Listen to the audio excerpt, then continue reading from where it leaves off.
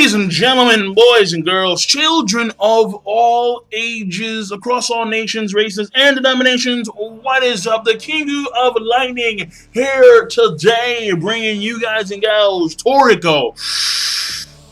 La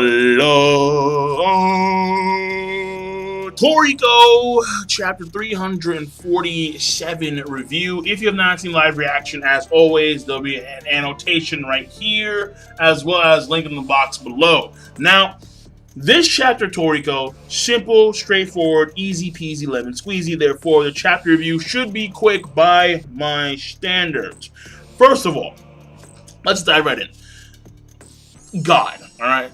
The fraction of the fraction of the fraction of God. Okay, this to me, I think, is pretty scary, because unless you know the frozen method of cooking, it saps like all of your strength, and it does so for like millions of creatures, possibly billions. A lot of creatures have to give up their energy for God. Now, I find it kind of strange because God itself, the way it was talked about beforehand, it was talked as if God like existed outside the planet, then it came down to the planet. And I was like, okay, wait, so this piece of God, like, is this like a piece of God that came, like when God came like a previous time, is this piece of God like from there? I mean, there are some folks that are saying that God itself is like the planet, or it's like within the planet. It's within that place, like, you know, the place, where is it? It's crazy, where it's like it's raining like meats and cheeses and shit, like somewhere in the planet. And I was like, what the fuck? So it's weird. The whole thing about God is weird. But as far as you can tell, God's a meat dish, and Match has to stir this thing along with other chefs and whatnot in that giant soup thing. You have Chin Chin give up his energy via food immersion to sustain the soul furnace for God. So God is just a mysterious thing. And when you have Match, he's just staring at it like, what the fuck is this? I'm like, yeah, good question. There's a lot of around God. God and Center are like the strangest ones when it comes to Akasha's full course thus far. Another's just crazy. Alright, another's up there too, only because another's just nuts. Alright, FTL speeds. Making just like warps in space and time, and I'm like, what the? It's crazy, but that's Toriko for you. Toriko is nutty. So I'm honestly very hyped when it comes to God's introduction into the story, and like, well, meaning that like when God actually like arrives, like or appears, whatever's gonna happen with God, because I want like the origin story of God. That's what I really want, like where God came from. Like what God is like exactly, all the stuff, all the details fleshed out. Now, that being said, moving on to Komatsu and Chaco's mommy. Honestly, it's very simple. It's, you know, Chaco has to watch, Komatsu's gonna watch over Chaco in his mom's stead, and there's an implication that his mom is going to forget about him because of the whole soul transfer to like another body. So why? I'm not too sure. Maybe it's because it's the slow process of living for thousands of years. You tend to forget these things because so much time has passed. So maybe that's the case, or maybe it's something more direct, where if a soul is transferred into another body, then they directly, then within a short amount of time, or within a period of time, they'll forget about their previous life. I don't know. Asurudi, Condor, Picnic Bomber, they haven't highlighted any of that stuff, so we're gonna find out, obviously. But that's more towards like Komatsu watching over Chaco. So again, that's not a huge deal. Now, here's where shit gets like, whoa. Okay.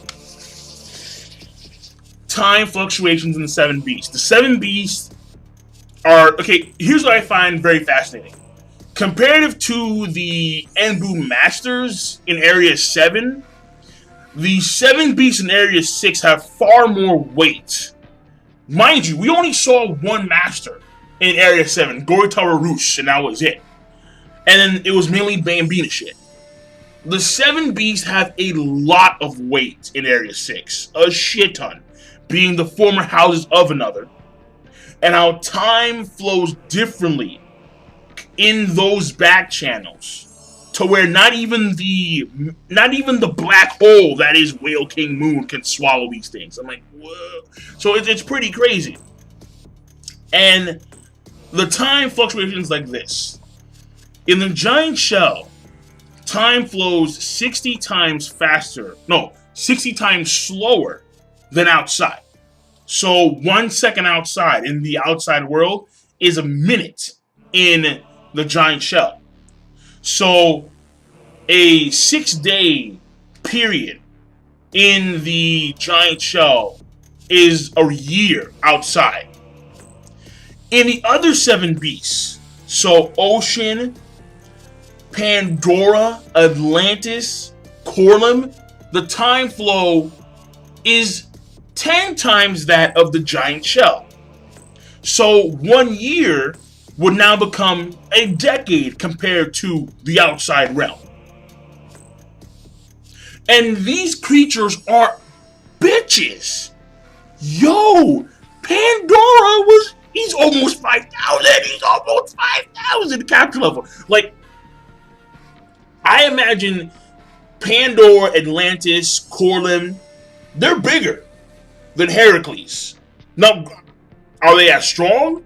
Probably not. You see, honestly, but that's the thing though. First of all, they have the weird time thing going on, number one. Number two, we don't know how powerful Heracles is. Is Heracles like what? Is he like 5,500? Is he... Because Bambino dwarfs Heracles. Heracles, as far as we can see, he's the weakest of the 8 kings. Thus far. So, I mean, you know what? I'll say from the day. But the fact of the matter here is that these guys are ridiculous. And when it comes to the method of actually getting the material for the golden cookware, you have to continuously pull at the material with all your strength for months, years on end. That's how slow time feels when you're in these areas. And the fact that Gigi not only didn't tell them about this, but he only gave them 6 days in the normal realm, in the outside realm, worth of food. I was like, bro, no.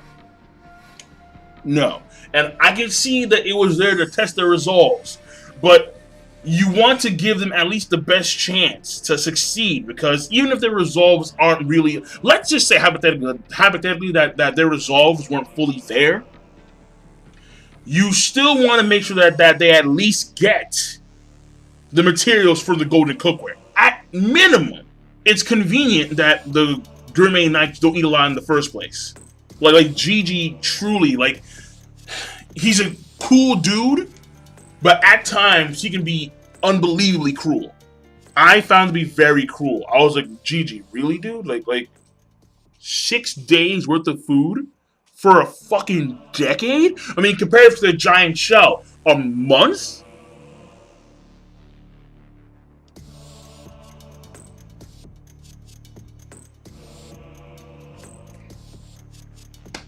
Like, so how that works, we'll see.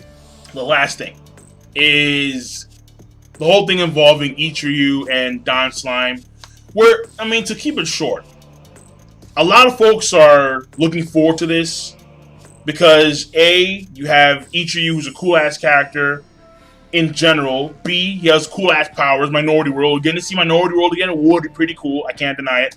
Though I'm not too sure how that'd work out, because even though the body is the same according to Don Slime, because it's a perfect copy, it's not the original body. So there could be some issues there, maybe.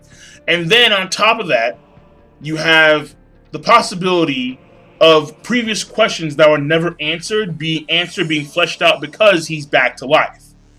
Now, of course, there are those that approve of this, and then there are guys like me who are saying, nah, leave the dead dead.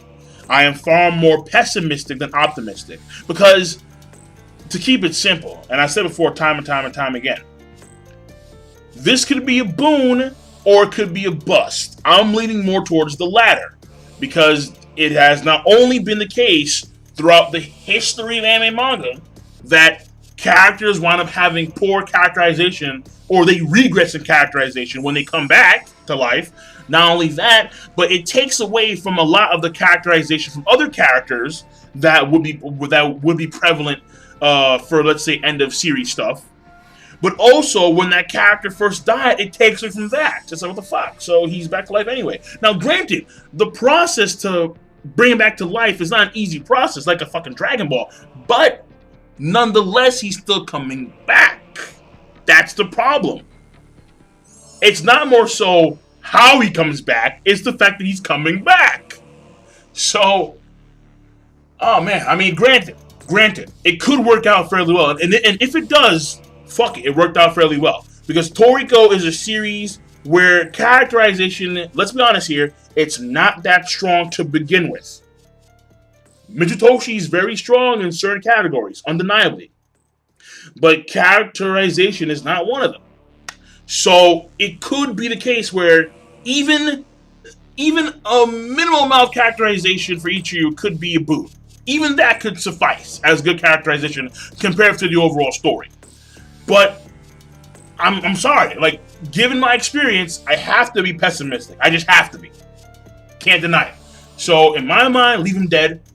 It'd actually be far more entertaining. Well, not entertaining, but actually it'll be good for his character if he actually chose not to come back to life.